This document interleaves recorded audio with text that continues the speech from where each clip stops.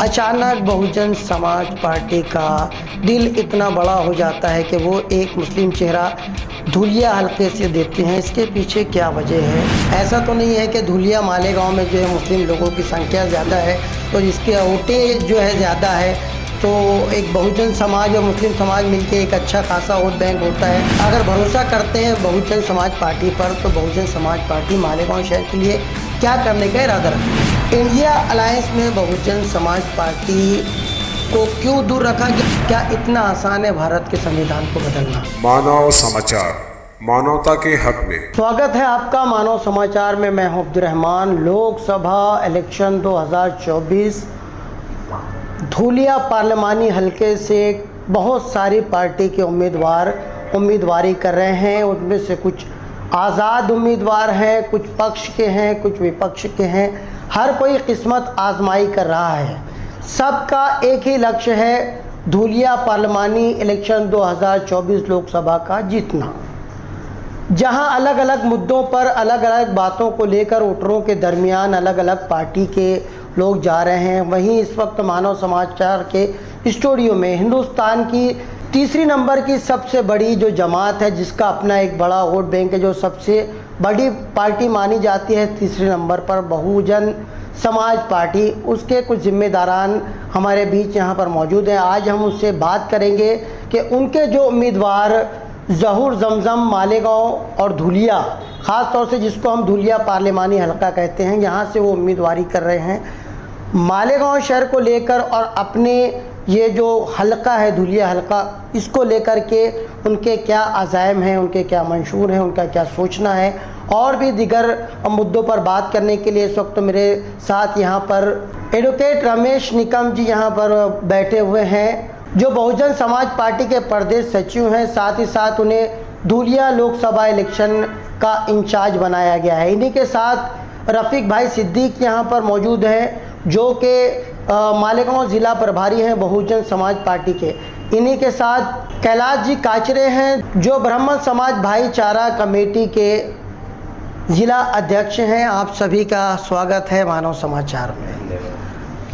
बिसातें बीत चुकी है शतरंज की, हर एक अपनी अपनी बाजी लगा रहा है, हर एक अपने अपने मुद्दों पर इलेक्शन लड़ रहा है। अगर बात करें लोकसभा चुनाव 2024 की, बात करें अगर महाराष्ट्र की, तो आज अपने आप को सेक्युलर कहने वाली पार्टी, जिनको लोग सेक्युलर समझते भी हैं, ऐसी किसी भी पार्टी ने इस बार ख़ास तौर से महाराष्ट्र से कोई भी मुस्लिम उम्मीदवार को इस बार टिकट नहीं दिया है। पार्लियामेंट चुनाव लड़ने के लिए किसी को भी टिकट नहीं दिया है। अचानक बहुजन समाज पार्टी का दिल इतना बड़ा हो जाता है कि वो एक मुस्लिम चेहरा धुलिया हल्के से देते हैं। इसके पीछे क्या वजह है? क्यों आपने एक मुस्लिम उम्मीदवार को, जिससे बड़ी बड़ी पार्टियां दूरी बनाए हुए हैं, आपने उसको चुना, क्यों? पहले तो मैं आप लोगों का पार्टी की ओर से धन्यवाद अदा करता हूँ कि आप लोगों ने हमें मालेगांव और धुलिया की जो आवाम है उनसे रूबरू होने का आपने हमें मौका दिया। रहा आपका जो सवाल है कि आप जिन लोगों को सेकुलर कह रहे हैं, वो कितने सेकुलर हैं कि 48 में से एक भी मुस्लिम समाज के नुमाइंदे को उन्होंने टिकट नहीं दिया। इससे बात साबित होती है कि वो सही में कितने बड़े सेकुलर हैं। तो हम ये देखते हैं कि पूरे देश में जब पहली बार सेकुलर शब्द इस देश में लाया गया, तो उससे पहले मुस्लिम रिप्रेजेंटेटिव देश में थे, देश की पार्लियामेंट में थे, वो 50 से ज़्यादा मुस्लिम एमपी हमें नज़र आते हैं। लेकिन उसके बाद पंडित जवाहरलाल नेहरू ने इस देश में सेकुलर शब्द का ईजाद किया। सेकुलर शब्द तो बड़ा फेमस हो गया, लेकिन इसके बाद जब 1952 में देश में चुनाव हुए, तो उस चुनाव के बाद मुस्लिम जो रिप्रेजेंटेटिव थे, जो मुस्लिम प्रतिनिधित्व था इस देश के पार्लियामेंट में, वो 5% से कम, यानी 50 से कम एमपी हो गए। तो सेकुलर शब्द तो हिट हो गया इस देश में, और लेकिन मुस्लिम जो प्रतिनिधि थे देश में, उनको ख़त्म कर दिया गया या कम कर दिया गया। जिस तरीके से आप 2014 का अगर पार्लियामेंट देखते हैं, तो 2014 के पार्लियामेंट में अगर ओबीसी को अगर छोड़ दिया जाए, तो मुस्लिम जो एमपी थे वो 0 थे। पूरे देश में मुस्लिम एमपी, मुस्लिम मुक्त पार्लियामेंट 2014 की कर दी गई थी। उसके बाद 2019 का भी चुनाव हुआ, 2024 में हम भी चुनाव में है। तो 2024 में भी पूरे देश में जो मुस्लिमों के वोटों की ठेकेदार बने बैठे हैं, जो मुस्लिम को अपना बंधा हुआ मजदूर समझते हैं, उनके वोट तो उनको चाहिए, लेकिन उनको इस देश के पार्लियामेंट में उन्हें वो भेजना नहीं चाहते। और सबसे अच्छी मिसाल महाराष्ट्र में हमें नज़र आ रही है कि 48 एमपी की सीट महाराष्ट्र में है, लेकिन 48 में उन्हें एक भी जगह ऐसी नहीं लगी, जैसे भिवंडी हुआ, औरंगाबाद हुआ, मालेगांव हो गया, धुलिया मालेगांव पार्लियामेंट की, ऐसे बहुत सारी सीट है महाराष्ट्र में। तकरीबन 5 से सीट ऐसी है कि जहाँ मुस्लिम कैंडिडेट अगर इन पार्टियों से खड़े होते थे तो चुन के जाने के सबसे ज़्यादा चांसेस थे, लेकिन इन लोगों ने जानबूझ के मुस्लिम को टिकट नहीं दिया। तो जब हम इनसे सवाल पूछते हैं, जो इन सेकुलर पार्टियों से हम पूछते हैं कि आप मुस्लिम कैंडिडेट आप क्यों नहीं देते, तो उनका ऐसा जवाब होता है कि मुस्लिम को अगर हम अपनी पार्टी से चुनाव लड़ाते हैं तो जो हमारा वोटर है वोट मुस्लिम को वोट नहीं करेगा, वो किसी गैर मुस्लिम को वोट कर सकता है, और ख़ास तौर से अपर कास्ट को वोट कर सकता है। वो SC ST OBC को भी नहीं करेगा, और वो मुस्लिम को तो कतई करेगा नहीं। तो मुस्लिम को हमारी वोट नहीं जाती है, इसलिए हम मुस्लिम को खड़ा नहीं करते हैं। तो इसका मतलब आप देखते हैं, ख़ास तौर से मैं मुस्लिम समाज को कहना चाहूँगा कि ये खुद को जो सेकुलर कहते हैं, सेकुलर कहने के बाद इनका जो खास जो सेकुलर वोट है, इन्होंने ऐसा कोई वोट ही तैयार नहीं किया है। खाली ये सेकुलर की जो टोकरी है, खाली मुस्लिम अपने सिर पे उठाए घूम रहा है, और ये मुस्लिम ने खुद की एक जात धर्म ईमान की लड़ाई बना दी है। ये कोई धर्म की लड़ाई नहीं है, ये धर्म की लड़ाई केवल मुसलमानों की इन लोगों ने बना दी है। तो इसके वजह से साथियों, इससे हमारा बहुत बड़ा मुस्लिम समाज का नुकसान हो रहा है। मुस्लिम समाज को खाली इस्तेमाल करने की चीज़ ये लोग समझ रहे हैं, और चुनाव के बाद ये मुस्लिम से ऐसा किनारा कर लेते हैं कि जैसे इनका और मुस्लिम समाज का कोई ताल्लुकात ही नहीं है। जैसे हम मालेगांव में देखते हैं, मालेगांव में जैसे CNRC आया था, तो जो सेकुलर बड़ी बड़ी पार्टियाँ देश की बनी बैठी है, तो कोई भी पार्टी ने यहाँ पे कोई इत्तेजाद नहीं किया था, कोई आंदोलन नहीं किया था, कोई मेमोरेंडम नहीं दिया था। केवल देश के नेशनल लेवल की 3 नंबर की बहुजन समाज पार्टी थी, जिन्होंने CNRC के खिलाफ जेल भरो आंदोलन किया, और पार्टी के बैनर पे किया। हमने कोई सामाजिक तंजीम या सामाजिक संगठना नहीं बनाई, जैसे मालेगांव के जो धर्म के ठेकेदार बने बैठे हैं, वो लोगों ने जो आज जिस सेकुलर पार्टी के लिए वो गली गली घूम रहे हैं, उस सेकुलर पार्टी ने भी CNRC के लिए ना रोड पे आई, ना कोई आंदोलन किया। लेकिन हमारी पार्टी ने यहाँ पे जेल भरो आंदोलन किया। बाबा साहब शहीदों की यादगार से लेके हमने बाबा साहब का जो पुतला है जुने बस स्टैंड पे, वहाँ तक मार्च निकाला, और मार्च निकाल के हमने हमारी गिरफ्तारी SP ऑफिस में दी थी। तो रही बात बहुजन समाज पार्टी ने मुस्लिम कैंडिडेट क्यों दिया है, तो बहुजन समाज का जो मीनिंग होता है, तो बहुजन समाज में SC ST OBC और माइनॉरिटीज़ में ख़ास तौर पे मुस्लिम समाज, ये जो मुस्लिम समाज और माइनॉरिटीज़ और SC ST OBC मिला के देश का जो 85% जो समाज है, उसे बहुजन समाज कहा जाता है। बहु यानी ज़्यादा, जन यानी आवाम। तो हम बहुत ज़्यादा लोग हैं इस देश में, तकरीबन 85% हम लोग हो जाते हैं, लेकिन हम हत्ती के जैसे, हमें हमारी ताकत का एहसास नहीं है। तो इसलिए हम इस समाज को इस देश का राजा बनाना चाहते हैं, देश का हुक्मरान बनाना चाहते हैं। क्योंकि हम इन समाज की अगर तारीख देखते हैं, हम दलित समाज की, बुद्धिस्ट समाज की तारीख देखते हैं, तकरीबन 700 से 500 साल तक सम्राट अशोक, कनिष्क और बरोदा, ऐसे जो भी उनके राजा हुए, तकरीबन उन्होंने इस देश में शासन 500 साल से ज़्यादा उनका शासन भारत देश में हमें मिलता है। उसके बाद हम OBC देखते तो OBC ने भी इस देश में हुकूमत की है, जिसमें हम शिवाजी महाराज, अल्लाह भाई होड़कर, ऐसे अनगिनत नेता इस देश में राजा हम देखते हैं। और मुस्लिम समाज भी हम देखें तो मुस्लिम समाज ने भी इस देश में हुकूमत की है, उनका भी इस देश में तकरीबन 750 से 1000 साल तक उनका भी दौर रहा है। और जो मुस्लिम समाज के आखिरी राजा थे बहादुर शाह जफर, उन्होंने उनकी सदारत में, उनकी क़यादत में देश में आज़ादी का आंदोलन ब्रिटिशों से लड़ा गया था। तो इसलिए हम मुस्लिम समाज को चाहते हैं कि भाई आप लोग इस देश के राजा थे, आपने इस देश को देने का काम किया, आपने इस देश को लाल किला दिया, ताजमहल दिया, कुतुब मीनार दिया। आज ताजमहल से पूरे देश को, भारत को पहचाना जाता है, ताजमहल देश का अजूबा है। तो इस देश को पहचान देने वाले लोगों को खुद की पहचान बतानी पड़ेगी इस देश में CNRC के नाम से। तो इसलिए हम इन लोगों को चाहते हैं, बहुजन समाज को चाहते हैं, SC ST OBC और माइनॉरिटीज़ खासतौर से मुस्लिम समाज को हम समझाना चाहते हैं।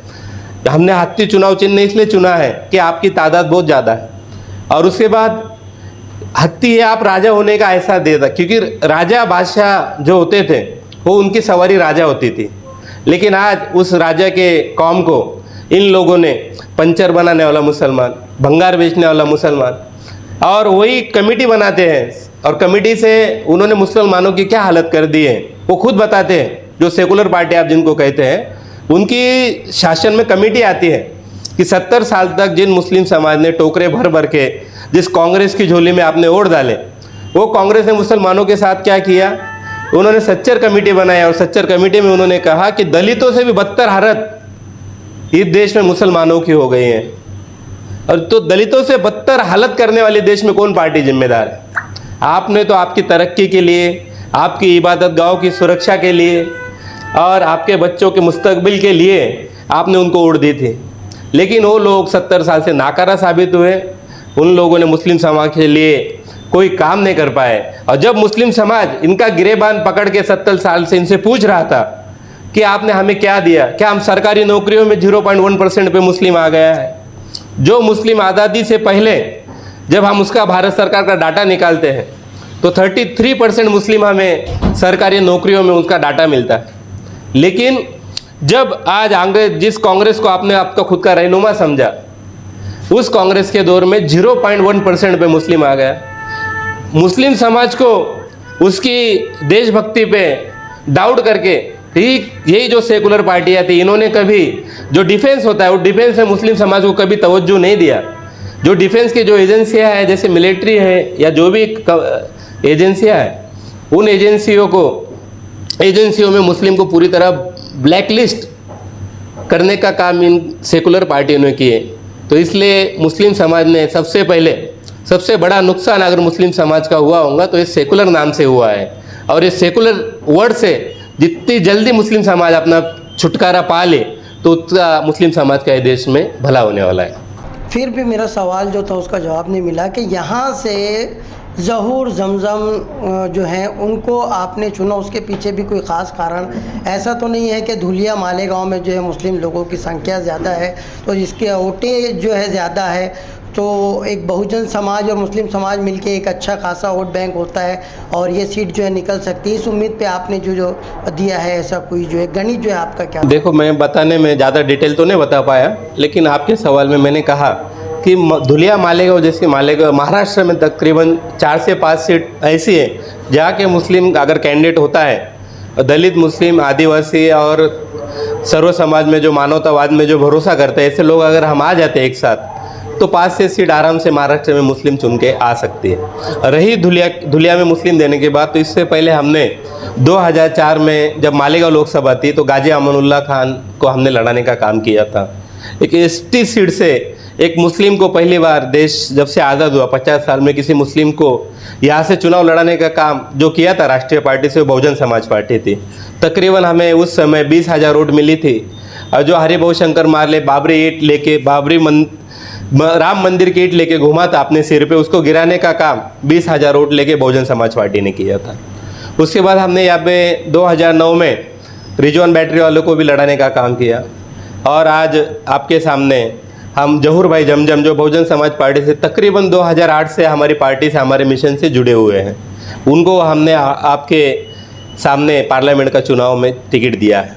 तो साथियों, साहब मैं आपको बताना चाहूँगा कि सबसे ज़्यादा मालेगांव में अगर जो धुलिया लोकसभा है, धुलिया लोकसभा में तकरीबन जो वोटिंग है, वोटिंग में अगर हम मुस्लिम समाज की वोट देखते हैं तो 5 से 5.5 से 6 लाख वोट हमें मुस्लिम समाज की नज़र आती है। और जो दलित SC कम्युनिटी की सारी SC कम्युनिटी है उसमें अगर मिला ली जाए, जिसमें तकरीबन 15 से 16 जातियाँ इस धुलिया लोकसभा में हमें SC कम्युनिटी की नज़र आती है, तो वो भी 2.5 लाख के आसपास उनकी वोट तकरीबन चली जाती है। और उसके बाद ST जो कम्युनिटी है, आदिवासी जो समाज है, आदिवासी समाज की भी जो जातियाँ मिला ली जाए तो वो भी पूरे धुलिया लोकसभा में 2 लाख के आसपास उनका वोट चला जाता है। तो ये सारे तीनों कम्युनिटी का भी अगर हम वोट देखें तो इनका वोट अब तकरीबन 10 लाख के आसपास हमें वोट नज़र आता है। और इसमें से अगर एक कम्युनिटी ने हमें 50% भी अगर वोट कर दिया तीनों कम्युनिटी ने मिलकर अगर 50% भी वोट कर दिया तो यहाँ से हमारे जहूर भाई जमजम अच्छी खासी तादाद में अक्सर यहाँ से चुन के जा सकते हैं। और एक मुस्लिम नुमाइंदा जो फुले शाह अम्बेडकर और बहुजनवादी सोच रखता है, जो मनुवादी सोच को देश में हराना चाहता है, ऐसा बंदा हम मालेगांव से पार्लियामेंट में भेज सकते हैं। अच्छा, हर एक अपने अपने अंदाज में इलेक्शन लड़ रहा है, कोई विचारधारा को लेकर चल रहा है तो कोई मैनिफेस्टो को लेकर चल रहा है। बहुजन समाज पार्टी का एक मैनिफेस्टो क्या है?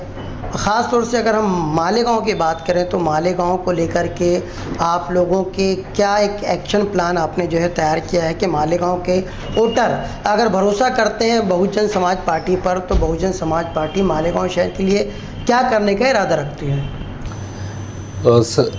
बहुजन समाज पार्टी तो पूरे देश में कोई मैनिफेस्टो जाहिर नहीं करती है, लेकिन हमारा मैनिफेस्टो इस देश का संविधान होता है और उस संविधान में इस देश के सभी तमाम जाति धर्म के लोगों को, सभी वर्ग के लोगों को आगे बढ़ने का मौका दिया गया है, लेकिन उस ढंग से इस देश में आज तक अमल नहीं हुआ। और मालेगांव में भी अगर हम देखते हैं तो मालेगांव में काफ़ी हमें समस्या नज़र आती है, धुलिया में भी काफ़ी समस्या नज़र आती है। धुलिया मालेगांव में देखा जाए तो महाराष्ट्र में सबसे सस्ता लेबर यहाँ पे मिल सकता है, और जहाँ सस्ता लेबर मिलता है वहाँ पे इंडस्ट्रियल लोग आते हैं और वहाँ पे इंडस्ट्री का अच्छा डेवलपमेंट होता है, वहाँ पे रोज़गार बढ़ते हैं। लेकिन सबसे सस्ता लेबर होने के बाद भी यहाँ पे इंडस्ट्री नहीं बढ़ती है, क्योंकि अगर मालेगांव देखा जाए तो मालेगांव को यहाँ के जो लीडर थे उन लीडरों ने मालेगांव को एक दंगे का शहर बदनाम करने का काम किया गया। यहाँ की जो MIDC भी यहाँ पे आई थी, उस MIDC को भी बेच के दूसरे शहरों में आज मालेगांव के नाम से MIDC चल रही है। तो ये सबसे बड़ा नुकसान यहाँ के जो खुद को कौम के लीडर समझते हैं उन लोगों ने मालेगांव का किया है। तो इसलिए हम चाहेंगे कि मालेगांव में जो सबसे सस्ता लीडर अपना लेबर मिल जाता है, पानी का भी सोर्स जो हमारा गिरना डैम है, अगर वो इंडस्ट्री को अगर वो पानी अगर हम उसको देते हैं तो यहाँ पे बड़ी बड़ी इंडस्ट्री लग सकती है और यहाँ पे रोज़गार आ सकता है। और उसके बाद मालेगांव की जो नब्ज़ है वो बुनकर जो समाज है, जिसे हम कहते हैं कि मालेगांव में जैसे जो अपना बुनकर बिरादरी है, तो उसको अगर हम सही ढंग से उनको क्या कहा जाता है, सब्सिडी वाला अगर लोन बड़े पैमाने पे अवेलेबल किया जाए और उनको उनकी स्किल डेवलप करने के लिए बड़े पैमाने पे अगर कोई प्रोग्राम हो, और जो कस्टल जो योजना होती है, जैसे कि एक सब लोगों का समूह बनाया जाता है, उन समूह में ग्रुप में जैसे अभी लूम कामगार है या साइजिंग है या जो कपड़े बेचने वाले, उनका एक बड़ा सा सर्कल बना के उनको बड़े पैमाने पे सब्सिडी दे के गवर्नमेंट उनको डेवलप करती है। तो ऐसी कोई स्कीम मालेगांव में बड़े पैमाने पे नहीं आ पाई, इसलिए मालेगांव में हमें विकास नज़र नहीं आता है। और उसके बाद मालेगांव में अगर देखा जाए या मालेगांव आउटर सटाना में देखा जाए तो मालेगांव में प्याज की जो खेती है वो ज़्यादा होती है, और नासिक ज़िला ये पूरे भारत और आउट ऑफ भारत में भी प्याज की सप्लाई करता है। इतने बड़े पैमाने पे प्याज होने के बाद भी यहाँ के जो किसान हैं उनकी जो आय है वो दुगनी नहीं हो पाई, या उसके आय में बहुत ज़्यादा हमें वृद्धि हुई नज़र नहीं आती। जबकि अभी जो केंद्र सरकार ने जो ड्यूटी लगाई दी है कांदे के ऊपर, जिससे 40% से ज़्यादा टैक्स दिया जा रहा है और आयात जो उठा दी है, उससे किसानों का बहुत बड़ा नुकसान हो रहा है। तो किसानों को इसका जो फ़ायदा होने वाला था, फ़ायदा की जगह इसका नुकसान हो रहा है। तो किसानों के लिए भी हम चाहेंगे ये सारी ड्यूटियाँ हटा दी जाए और किसानों को ज़्यादा से ज़्यादा, और मालेगांव में विशेषकर प्याज जो पूरे देश में और ज़्यादा कैसे जाए और इसको कैसा फ़ायदा हो, इसके लिए भी हम ज़रूर सोचेंगे। उसके बाद अनार की खेती भी बड़े पैमाने पे मालेगांव के आजू बाजू होती है, और उसके बड़े बड़े जो प्लांट हैं वो नासिक में लगा है, जिससे जैसे सह्याद्री जूस है।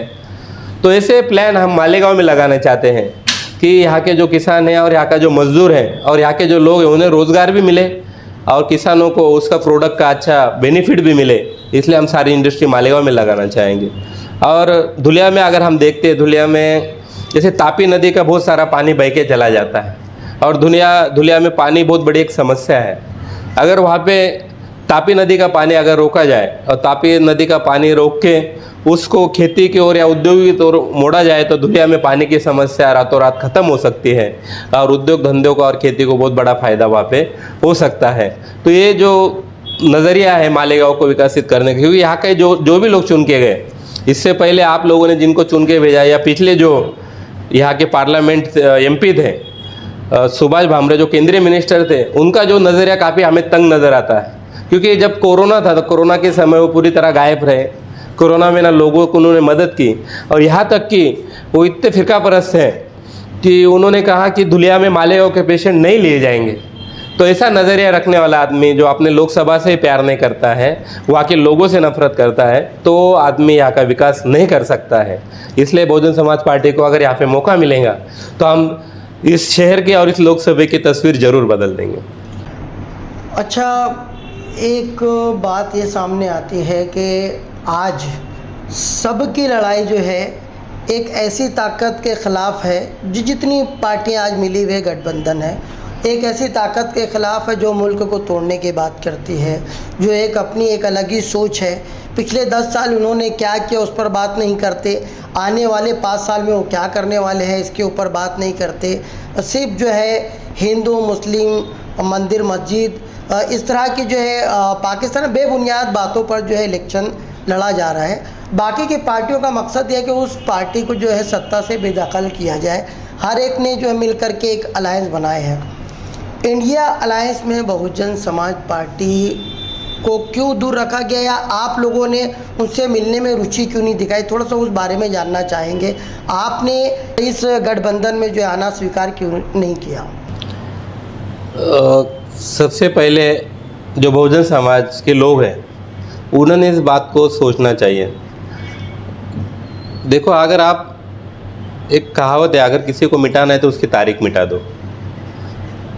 दुनिया में अगर किसी कौम को ख़त्म करना है तो उसकी तारीख अगर आप ख़त्म कर देते तो कौम इस दुनिया में ख़त्म हो जाती है। तो हमारे लोगों ने इस बात को देखना चाहिए कि आज हमें बीजेपी नज़र आ रही है, लेकिन बीजेपी की जो जननी है, बीजेपी को जो जन्मदाती है, वो जननी जो है वो कांग्रेस है। 1920 में हिंदू महासभा बनी थी, जो हिंदू महासभा 1920 से 1925 तक काम करती, और उन हिंदू महासभा और कांग्रेस के जो प्रोग्राम लगते तो एक पंडाल में होते थे। तो हिंदू महासभा का विसर्जित होके 1925 में देश में आरएसएस बनाई गई। जिस कांग्रेस को चलाने वाली हिंदू महासभा थी, उस हिंदू महासभा बाद में आरएसएस बनती है। वही आरएसएस आगे चल के जनसंघ बनाता है, वही आरएसएस आगे चल के भारतीय जनता पार्टी का निर्माण करता है। तो इसका मतलब कांग्रेस, ये बीजेपी को जन्म देने वाले अगर कोई संगठन है तो कांग्रेस है। इसलिए हम कांग्रेस को सापनाथ और बीजेपी को नागनाथ कहते हैं। ये दोनों एक सिक्के के दोनों पहलू हैं। एक राजाराम की पार्टी, एक सीताराम की पार्टी है, और राजाराम को हराना है आपको तो आपको सीताराम चुन के लाना पड़ता है। यानी आपको अगर बीजेपी को हराना है तो आपके सर पे आपको कांग्रेस को बैठाना पड़ेगा, और कांग्रेस को अगर उतारना है देश में तो आपको बीजेपी को बैठाना पड़ेगा। यानी आपको राजाराम को अगर उतारना है तो सीताराम को बैठाना पड़ता है, और सीताराम को उतारना है तो राजाराम को बैठाना पड़ता है। और यही काम है हमारा बहुजन समाज राजाराम सीताराम पिछले 70 सालों से करते आ रहा है। तो इसलिए ये जो सारी पार्टियां हैं, ये पार्टियां पाखंडवादी पार्टियां हैं, मनुवादी पार्टियां हैं, और ये बहुजन विरोधी पार्टियां हैं। तो ये लोग इस देश में मुस्लिम और दलित लीडरशिप और मुस्लिम और दलित पार्टियां ख़त्म करना चाहती। कोई एनडीए के ज़रिए ख़त्म करना चाहता है, कोई इंडिया के ज़रिए ख़त्म करना चाहता है। अगर मुस्लिम समाज का देखा जाए तो अब महाराष्ट्र में कोई मुस्लिम लीडर हमें नज़र नहीं आता, ना पंजाब में नज़र आता है, ना बिहार, ना यूपी। अगर हम खाली हैदराबाद में ओवैसी अगर छोड़ दिया जाए तो हमें पूरे देश में कोई मुस्लिम लीडर हमें नज़र नहीं आता, ना कोई मुस्लिम पार्टी लीडर नज़र आती है। तो सेकुलर के नाम पे खुद मुस्लिम समाज ने अपनी पार्टियाँ भी ख़त्म कर दी और अपने लीडर भी ख़त्म कर दिए। और आज इस देश में मनुवाद से कोई मुकाबला अगर इस देश में कर रहा है तो अम्बेडकरवाद कर रहा है। और सबसे ज़्यादा तकलीफ इन लोगों को अगर किससे है तो अम्बेडकरवाद से है, अम्बेडकरवादी पार्टियों से है और अम्बेडकर नेताओं से। रही बात इंडिया अलायंस में बहुजन समाज पार्टी के जाने की, तो बहुजन समाज पार्टी इस देश में तकरीबन देश के 3 नंबर की पार्टी है, और देश के हर सूबे में, हर ज़िले में, हर तहसील में इस पार्टी का फैला और इस पार्टी का वोटर हमें नज़र आता है। 20 से ज़्यादा स्टेट में आज तक बहुजन समाज पार्टी ने उसके एमपी और एमएलए चुन के लाए हैं। एक समय में ये एमपी में अपोजिशन लीडर भी बहुजन समाज पार्टी का था। अपोजिशन लीडर पंजाब में भी था बहुजन समाज पार्टी का। जम्मू कश्मीर में इसमें 5 से ज़्यादा इसके एमएलए चुन के आए थे। बिहार में भी 5 से ज़्यादा एमएलए इन्होंने चुन के लाया है। हरियाणा में एक एमपी इनका चुन के आया था 2014 के चुनाव से पहले 2009 में। तो इतनी बड़ी पार्टी का फैलाव होने के बाद भी बहुजन समाज पार्टी को इंडिया गठबंधन में आने के लिए, जैसे इसका इंडिया गठबंधन के जो मेन फाउंडर थे, जो इंडिया गठबंधन के लिए पूरे देश में घूमे, वो सबसे पहले नीतीश कुमार थे। नीतीश कुमार ने इंडिया गठबंधन की पहल की। आज वही नीतीश कुमार हमें बीजेपी के साथ, बीजेपी की गोद में बैठे नजर आते हैं। जब नीतीश कुमार यूपी में आए तो उन्होंने अखिलेश कुमार से मुलाकात की, लेकिन उन्होंने बहन मायावती से मिलना गवारा नहीं समझा। उसके बाद इंडिया गठबंधन की जो भी मीटिंगें हुई, उसके तौर से बहन मायावती जी और सोनिया गांधी के काफ़ी अच्छे संबंध हैं, लेकिन सोनिया गांधी या कांग्रेस के किसी आदमी ने बहन मायावती जी या बहुजन समाज पार्टी को इंडिया गठबंधन की बैठक में सीरियसली बुलाने के लिए कोई प्रयास नहीं किया। मीडिया में आके उनके बड़े बड़े नेता बयान ज़रूर देते रहे कि हम मायावती जी से गुजारिश करते हैं कोई इंडिया गठबंधन में आए, लेकिन खुद होके उन्होंने किसी भी मीटिंग का एजेंडा या मीटिंग का कोई आमंत्रण बहुजन समाज पार्टी को नहीं भेजा। और हमारी नेता बहन कुमारी मायावती जी खुद आगे चल के इनसे गुजारिश की थी कि आप जो लोग इंडिया गठबंधन में नहीं हैं, उन लोगों के ऊपर आप कोई आरोप ना लगाए, क्योंकि देश हित में कब किसी को एक साथ आना पड़े इसकी कोई कह नहीं सकते। तो इन लोगों ने बहुजन समाज पार्टी को एक साथ बहुजन समाज पार्टी को इंडिया गठबंधन में नहीं लाया। उसके बाद जब मुंबई में मीटिंग हुई तो मुंबई में राम गोपाल यादव, जो अखिलेश यादव के चाचा है, उन्होंने मीटिंग में पूछ लिया कि आप बहुजन समाज पार्टी से आप कांटेक्ट में और बहुजन समाज पार्टी को इंडिया गठबंधन में लाना चाहते हैं। अगर इंडिया गठबंधन में बहुजन समाज पार्टी आती है तो हम इंडिया गठबंधन से क्विट कर जाएंगे, हम इंडिया गठबंधन को छोड़ देंगे। तो इस ढंग से बहुजन समाज पार्टी को एक षड्यंत्र के तहत इंडिया गठबंधन से दूर रखा गया और बहन कुमारी मायावती जी को और उसकी बहुजन समाज पार्टी को बदनाम किया गया कि इंडिया गठबंधन में नहीं आए और ये सेकुलर वोट को इसका बंटवारा कर रही है। तो ये ढंग से ये सोची समझी साजिश के तहत कि देश में कोई दलित लीडरशिप खत्म हो जाए, दलित पार्टी खत्म हो जाए, ऐसा षड्यंत्र हमें नज़र आता है। अच्छा, अभी संविधान को बदलने की जो है काफ़ी सारी चर्चा, काफ़ी सारी बातें हो रही हैं। संविधान के जनक डॉक्टर बाबा साहेब अम्बेडकर, जाहिर सी बात है सभी को पता है कि संविधान जो है इन्होंने लिखा है। एक बड़ा एक पर्सनल आप लोगों का जो है एक लगाव भी है। क्या इतना आसान है भारत के संविधान को बदलना? संविधान को बदलना खाली, लेकिन देखिए ये सारी जो फैलाया जा रहा है, ये जितना बीजेपी का हाथ है उससे ज़्यादा ये कांग्रेस के लोगों का भी हाथ है कि संविधान ये देश में बदला जा सकता है। तो कांग्रेस के जो लोग हैं और हमारे जो SC ST OBC मुस्लिम समाज के लोग हैं, वो संविधान से काफ़ी प्रेम करने वाले लोग हैं, बाबा साहब से प्रेम करने वाले लोग हैं, इस देश से और इस मुल्क से प्रेम करने वाले लोग हैं। वो लोगों को ये गुमराह कर रहे हैं कि हम संविधान की रक्षा इंडिया गठबंधन कांग्रेस सरकार कर सकती है। जो लोग इत्तेदार में रहते हुए उनके नाक के नीचे बाबरी मस्जिद को शहीद कर दिया जाता है, जो बाबरी मस्जिद नहीं बचा सकते वो आगे चल के संविधान क्या बचाएंगे? क्योंकि इनको संविधान से ना कोई मोहब्बत है, ना संविधान निर्माता बाबा साहब से कोई मोहब्बत है। क्योंकि आप देखते हैं गाना गाते गाते लता मंगेशकर को देश में भारत रत्न दे दिया जाता है, क्रिकेट खेलते खेलते सचिन तेंदुलकर को भारत रत्न दिया जाता है, लेकिन जो बाबा साहब ने देश का आइन लिखा, इस देश का संविधान लिखा, उस बाबा साहब को उनके महापरिनिर्वाण के उनके जाने के बाद भी तकरीबन 40 साल बाद 40 साल उनको रुकाया जाता है। और एक गैर कांग्रेसी सरकार, मान्यवर श्री काशीराम बहुजन समाज पार्टी बनाने वाले, इनके 3 MP के समर्थन से, बहुजन समाज पार्टी के 3 MP के समर्थन से VP सिंह भारत रत्न देते हैं। यानी बाबा साहब को सम्मान देने का काम एक गैर कांग्रेसी सरकार ने किया। तो कांग्रेस को ना बाबा साहब से लगाव है, ना भारत के बाबा साहब के रचित संविधान से लगाव है। ये संविधान नहीं बचा सकते। अगर संविधान इस देश में सही मायने में कोई बचा सकता है तो बहुजन समाज पार्टी बचा सकती है और बहन कुमारी मायावती जी बचा सकती है। और रही बात संविधान इस देश में, इससे पहले केशवानंद भारती के केस सुप्रीम कोर्ट में गई थी, मुझे पूरी तरह याद नहीं, लेकिन इंदिरा गांधी के खिलाफ कोई फैसला था और केशवानंद भारती काफ़ी फेमस जजमेंट है सुप्रीम कोर्ट की। और उसमें तकरीबन 16 जजों की बेंच वहाँ पे बैठी थी। तो उनका एक जजमेंट दिया गया केशवानंद भारती में कि देश में जो संविधान का मूलभूत जो ढांचा है, जिसमें आपको धर्म का अधिकार मिलता है, बोलने का अधिकार मिलता है, जो आपके ह्यूमन राइट्स है, इस मूलभूत ढांचा को आप सब बदल सकते हो, लेकिन इसके देश के संविधान के मूलभूत ढांचा को कितनी भी पावरफुल सरकार आ जाए, जैसे आज 400 पार का नारा दे रहे हैं, कल इनकी 543 भी सीट चुन के आ गई, फिर भी ये संविधान के मूलभूत ढांचे को कोई सरकार नहीं बदल सकती है। इसको पूरी तरह रोक सुप्रीम कोर्ट ने लगा चुकी है। तो ये खाली ये भ्रम फैलाया जा रहा है और इसलिए संविधान बदलना खाली ये मुस्लिम और दलितों के वोट लेने के लिए इनकी एक सोची समझी गई साजिश है। इसके अलावा हमें कुछ नज़र नहीं आता है। और रही बात कांग्रेस ने कि संविधान को सबसे ज़्यादा कमज़ोर करने का काम 114 से ज़्यादा अमेंडमेंट इसमें संविधान में बदलाव कांग्रेस की गवर्नमेंट ने किए, यानी जिन वजह से लोगों को बेनिफिट मिल सकता था, आम लोगों को बेनिफिट मिल सकता था, इस देश के गरीब को बेनिफिट मिल सकता था, इस देश के अकलियतों को बेनिफिट मिल सकता था, उस लॉ को कमज़ोर करने का काम 114 से ज़्यादा अमेंडमेंट करके कांग्रेस ने किया है। तो इसलिए कांग्रेस इस देश में संविधान बचाएंगी, इस गलत फहमी में इस देश का बहुजन समाज नहीं रहना चाहिए। अच्छा, एक एलिगेशन जो है बहुजन समाज पार्टी पर यह भी लगाया जाता है कि कहीं ना कहीं से बैक स्टेज जो है बीजेपी जो है ये पूरे खेल के पीछे जो है वो आप लोगों को चला रही है। इस तरह के एलिगेशन जो है बहुजन समाज पार्टी पर लग रहे हैं, क्या कहेंगे आप इस बारे में? क्या लड़ाई आपकी सिर्फ कांग्रेस से है या आपकी लड़ाई जो है वो बीजेपी से भी है, और इस बात में कितनी सच्चाई है?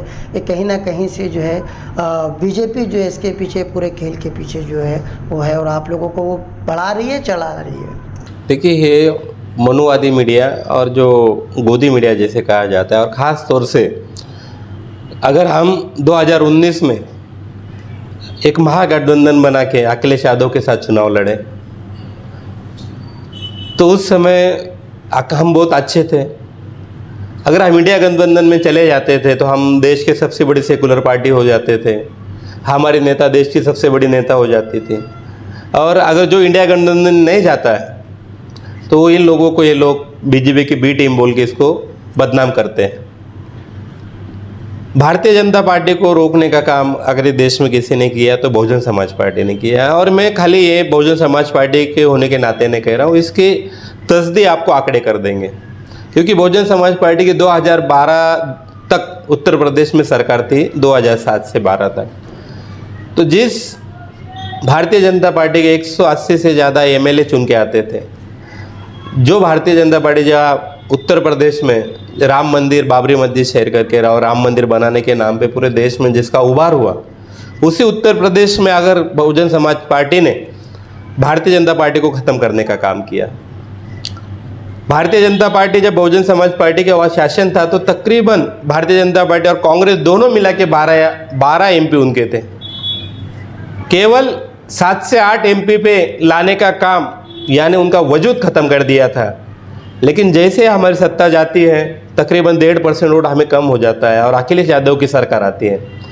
तो अखिलेश यादव की सरकार आने के बाद मुजफ्फरनगर का एक बहुत बड़ा जातीय कम्युनल राइट होते हैं, दंगल होती है, और उस दंगों की वजह से फिर वहाँ पे भारतीय जनता पार्टी की ज़मीन तैयार हो जाती है।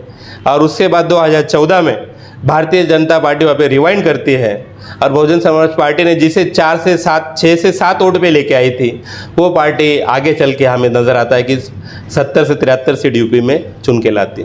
तो इसका मतलब ऐसा होता है कि बहुजन समाज पार्टी का जब उभार होता है, बहुजन समाज पार्टी जब बढ़ती है तो भारतीय जनता पार्टी ख़त्म हो जाती है। तो भारतीय जनता पार्टी को ख़त्म करने की सही में किसी में ताकत है तो बहुजन समाज पार्टी में, और इस बात को भारतीय जनता पार्टी अच्छी तरह जानती है। इसलिए भारतीय जनता पार्टी जानबूझ के बहुजन समाज पार्टी को टारगेट किया जाता है। आप देखते होंगे कि जो बहुजन समाज पार्टी को जो मीडिया है वो सबसे ज़्यादा बदनामी बहन कुमारी मायावती जी की करता है। जो गोदी मीडिया है वो गोदी मीडिया, अगर मायावती जी अगर उनका काम करती थी बीजेपी का, तो मायावती को गाली देने का काम, मायावती की पार्टी को गाली देने का काम इस देश का गोदी मीडिया क्यों करता है? इसलिए करता है कि उनको पता है कि मायावती इसको रोक सकती है। जैसे एग्जाम्पल फॉर यूपी में 35 सीट ऐसी है जहाँ पे दलित और मुस्लिम अगर मिल जाते हैं, दूसरा अगर कोई वोट भी नहीं करता है तो 35 सीट वहाँ पे हम भारतीय जनता पार्टी की हरा सकते हैं। और ये ताकत केवल बहुजन समाज पार्टी की, बहुजन समाज पार्टी का खुद का वोट है। अकेले उत्तर प्रदेश में बहुजन समाज पार्टी का जो दलित वोट है वो 23%, 21 से 23% वोट है। और मुस्लिम वहाँ पे 18 से 19% मुस्लिम है। 18 से 19 और 23% वोट अगर एक हो जाता है तो तकरीबन 42 से 40% वोट हो जाता है। लेकिन वहाँ के मुस्लिम समाज को गुमराह करके कांग्रेस और समाजवादी पार्टी वहाँ पे गुमराह करके मुस्लिम समाज के वोटों को, जैसे आपने देखा होगा 2022 में तकरीबन 95% मुस्लिम समाज के लोगों ने समाजवादी पार्टी को वोट दिया। लेकिन समाजवादी पार्टी भारतीय जनता पार्टी के शासन को, उनकी गवर्नमेंट नहीं गिरा पाई। लेकिन 2007 में केवल 19% मुस्लिमों ने बहुजन समाज पार्टी को वोट दिया था। तो 19% मुस्लिम समाज बहुजन समाज पार्टी के आने के बाद बहुजन समाज पार्टी की पूर्ण बहुमत की 207 से ज़्यादा सीट चुन के आके वहाँ पे गवर्नमेंट बन गई। यानी उसका बहुजन समाज पार्टी का जो वोटिंग है, अगर उस वोटिंग में कोई मुस्लिम समाज का वोट अगर प्लस हो जाता है तो बहुत इस देश में हम भारतीय जनता पार्टी को आसानी से हरा सकते हैं। और ये बात भारतीय जनता पार्टी जानती है, इसलिए बहुजन समाज पार्टी को जानबूझ के बदनाम किया जाता है। ये झूठा आरोप है। बहुजन समाज पार्टी इस देश में 3 नंबर की पार्टी है और इस देश में बहुजन समाज पार्टी सभी जाति धर्म के लोगों को और विशेषकर से SC ST OBC और माइनॉरिटी समाज के लोगों को कहती है कि BSP के 3 कप्तान दलित OBC मुसलमान, आप आइए और इस देश के कप्तान बनिए, आपके हक अधिकार लीजिए। तो हक अधिकार देने के बाद बहुजन समाज पार्टी करती है, हिस्सेदारी देने के बाद बहुजन समाज पार्टी करती है, संविधान के बाद बहुजन समाज पार्टी करती है। तो बहुजन समाज पार्टी को रोकने के लिए ये लोग इस ढंग से पूरी झूठी अफवाहें फैलाते हैं। अच्छा, मालेगांव शहर और धुलिया शहर के लोगों को आप क्या कहना चाहेंगे? एक आखिरी सवाल, आप क्या मैसेज देना चाहेंगे इलेक्शन को लेकर, लोकसभा चुनाव को लेकर आप क्या कहना चाहेंगे? मालेगांव को लोगों से विशेषकर मैं विनती करना चाहूँगा कि आज जो कौम के जो ठेकेदार हमारे मालेगांव में बने बैठे हैं, इन लोगों ने मालेगांव को पूरी तरह बर्बाद कर दिया है। मालेगांव में किसी भी तरीके का विकास, डेवलपमेंट हमें नज़र नहीं आती। आज ये लोग कल तक जिस दादा के पीछे घूम रहे थे, तुषार दादा शेवाड़े, उस तुषार दादा शेवाड़े को सेकुलर बोल के हमारी जो वोट थी, इनको बड़े पैमाने पर इन्होंने वोट दे दी। आज वही तुषार दादा शेवाड़े बीजेपी में जाके बैठे हैं। आज दादा चले गए, आज एक ताई के पीछे घूम रहे हैं। और आम लोगों में ऐसी चर्चा है, आप मालेगांव में जो घूमते हैं तो एक आम शहरी हमें बताता है कि जो मालेगांव के बड़े बड़े लीडर हैं, इनको शोभा ताई ने अपने तरीके से सेटल किया है। इनके जो MLA के लिए जो फंड चाहिए उसका इंतज़ाम शोभा ताई ने कर दिया है, ऐसा आम लोग कहते हैं, हमें तो जानकारी नहीं है। और ये सब होने के बाद ये लोग आज सेकुलर बन के बाहर ताई के लिए वोट मांगने के लिए घूम रहे। और ये ताई चुन के आने के बाद, जैसे दादा BJP में चले गए तो दादा ने कुर्सी बगल में ताई के लिए लगा दिए हैं, और ये चुन के जाने के बाद BJP में शोभा ताई जाने वाली है। और हमारे सेकुलर वोट के नाम पे आज जो हमें गुमराह किया जा रहा है, वोट पूरी तरह हमारे खराब होने वाले हैं। तो इसलिए मालेगांव के आवाम को हम कहना चाहेंगे कि हमने जिन लोगों पे भरोसा किया, जो हमारे वोटों की दलाली करते हैं, जो हमारे वोटों का सौदा करते हैं, तो हम इन लोगों को अपने वोट का सौदा होने देना नहीं है। और मैं कहना चाहूँगा कि आज जो खुद को ये सेकुलर पार्टियाँ कहती है, किसी मुस्लिम को या ऐसी जो जगह है रिजर्वेशन छोड़ के वहाँ किसी दलित को नहीं लड़ाती है। आज एक राष्ट्रीय पार्टी ने आपके सामने एक मुस्लिम नुमाइंदा दिया है। अगर आप एक राष्ट्रीय पार्टी से अगर उसको वोट नहीं करते हैं, अगर आप कम वोट करते हैं या वोट ही नहीं करते हैं, तो इसका मैसेज मुस्लिम समाज के लिए काफ़ी ख़राब जाने वाला है। क्योंकि अगर आप मुस्लिम को वोट ही नहीं करते तो कोई राष्ट्रीय पार्टी मुस्लिम को टिकट नहीं देंगी, क्योंकि आपने इनको मजबूर करना चाहिए। अगर आपको हमारी वोट चाहिए तो हमारे आदमी को आपको टिकट भी देना पड़ेगा, हमको हमारा हक अधिकार भी देना पड़ेगा। जब हम मुस्लिम समाज खास तौर से हक अधिकार की बात करेंगे तो ये पार्टियां मजबूर हो जाएंगी कि अगर हमें मुस्लिम समाज का वोट चाहिए तो इनका कैंडिडेट भी हमें खड़ा करना पड़ेगा। तो इसलिए अगर आप लोगों को आगे चल के आने वाले इलेक्शन में यहाँ से कोई मुस्लिम कैंडिडेट चाहिए तो ये आपके पास मौका है कि एक राष्ट्रीय पार्टी से, जिसकी अगर आपने इसको ज़्यादा वोट देते तो पूरे देश में उसका मैसेज जाता है, पूरे देश में एक बड़ी न्यूज़ बनती है बहुजन समाज पार्टी की। तो ये बड़ा मैसेज आप पूरे देश को दे सकते हैं कि अगर हमारा वोट चाहिए तो हमारा समाज का नुमाइंदा और हमारे समाज को लीडरशिप भी आपको देनी पड़ेगी, टिकट भी आपको देना पड़ेगा। ये मैसेज देने का मौका आज मालेगांव के हमारे लोगों के पास है और इस मौके को आप नहीं गंवाएंगे। और उसके बाद एक लोकल कैंडिडेट राष्ट्रीय पार्टी से अगर कोई चुनाव लड़ रहा है ये धुलिया, मालेगांव और सटाने से, तो एक लोकल आदमी बहुजन समाज पार्टी एक राष्ट्रीय पार्टी ने आपके सामने दिया है, तो इसलिए आप यहाँ के लोकल आदमी को देना चाहिए जो आपके हर सुख दुख में, हर काम में खड़ा हो सके, ना कि बाहर के आदमी को आप बार बार एमपी बनाते हो जो आपको कहता है कोरोना के समय कि अगर ये यहाँ पे आते मालेगांव के लोगों को धुलिया में आने की पाबंदी लगा दी जाए। तो इसलिए हम सब आप लोगों से, मालेगांव के खास तौर से मालेगांव आउटर, मालेगांव इनर और सटाना के लोगों से अपील करना चाहेंगे कि आप आने वाले 20 तारीख को बहुजन समाज पार्टी के चुनाव चिन्ह हाथी के सामने का बटन दबा के जहूर भाई जमजम को भारी अक्सरे से कामयाब बनाए। और साथ ही धुलिया के भी जो हमारे जो जागरूक नागरिक है, मतदार है, उनसे भी गुजारिश करेंगे कि धुलिया के विकास के लिए, संपूर्ण विकास के लिए आप जहूर भाई जमजम को भारी तादाद से वोट देकर उनको कामयाब बनाए और आपकी सेवा करने का बहुजन समाज पार्टी को यहाँ पे मौका दें। तो ये थे बहुजन समाज पार्टी प्रदेश सचिव और धुलिया लोकसभा चुनाव के इंचार्ज एडवोकेट रमेश निकम, जो अपनी बात आप लोगों के सामने कर रहे थे। आपको बता दें कि मानव समाचार एक निष्पक्ष चैनल है, एक गैर जानिब चैनल है जो किसी भी पार्टी या किसी भी उम्मीदवार के समर्थन नहीं करता, हिमायत नहीं करता, ना ही किसी की निंदा या आलोचना करता है। वोट आपका अपना अधिकार है, संवैधानिक अधिकार है, आइन ने आपको वो हक दिया है। इसलिए आने वाली 20 मई को अपने हक का इस्तेमाल करें। सुबह 7 बजे से लेकर शाम में 5 बजे तक जो वोटिंग का टाइम है, उस टाइम पर आप जो है अपने करीबी बूथ पर जाएं, वोट करें। वोट किस पार्टी को देना है, वोट किस उम्मीदवार को देना है, वो आपको तय करना है। कौन उम्मीदवार आपके हक में अच्छा है, मुल्क के लिए अच्छा है, ये आपको तय करना है। देखते रहिए मानव समाचार, सबसे पहले सबसे तेज़, हमेशा सच के साथ।